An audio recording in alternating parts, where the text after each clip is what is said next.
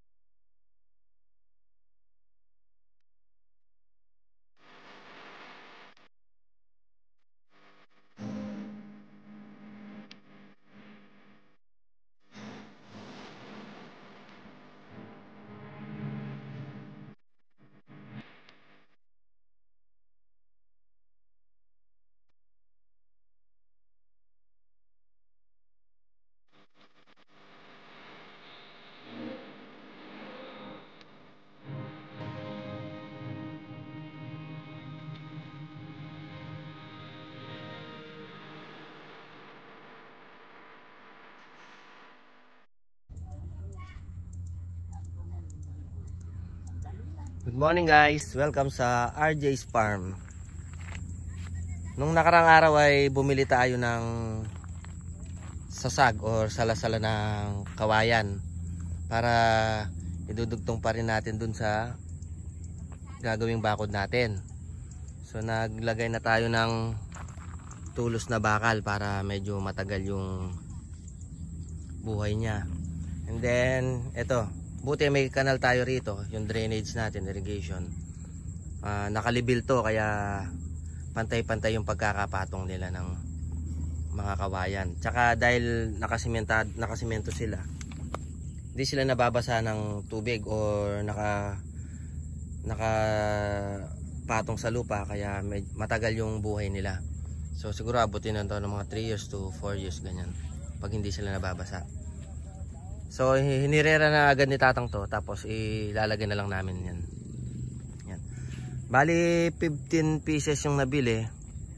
So kulang pa, wala pa dito sa kabila. Siguro mga 10 pa ang bibili natin para maging maganda na yung farm. So mamaya ilalagay na natin sila.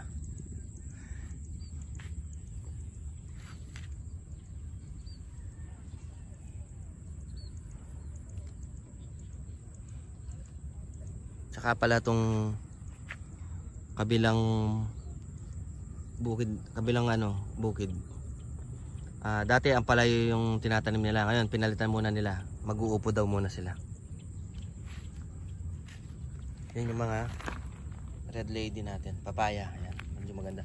Pero meron dito, tatlo yung namatay. So papalitan lang natin. Bibili lang tayo dito sa may Gatchawin nung tatlo. Siguro mahina talaga yun nung nakuha natin sila.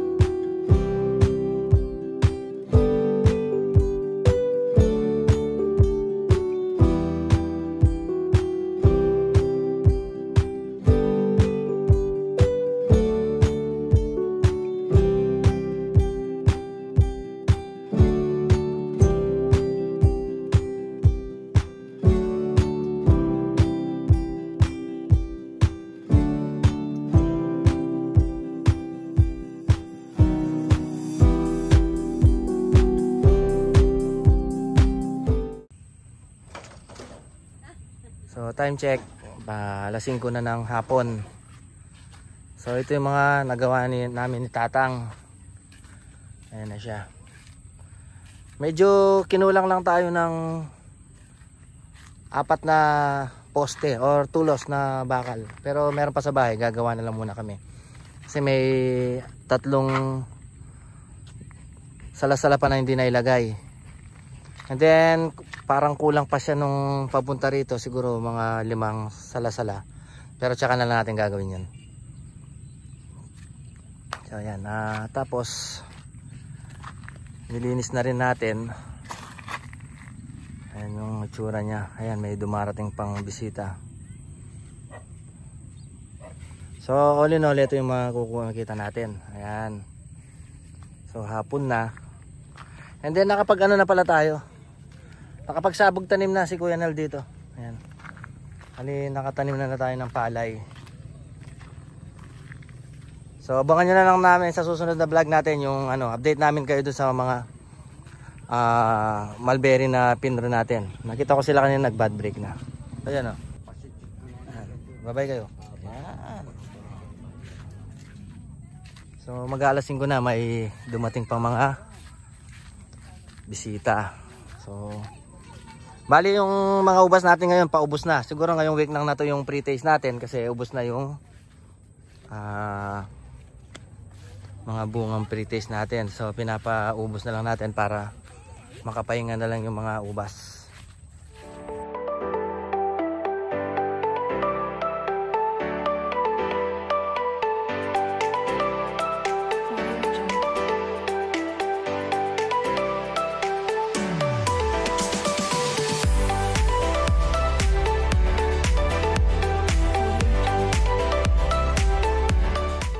Time check, 6:30.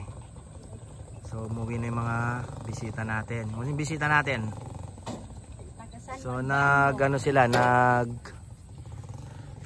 nagtikim ng ubas natin. Mga taga San Juan Banyo, taga Gatchawin, taga may pang pumunta. Hindi na namin alam sa lugar.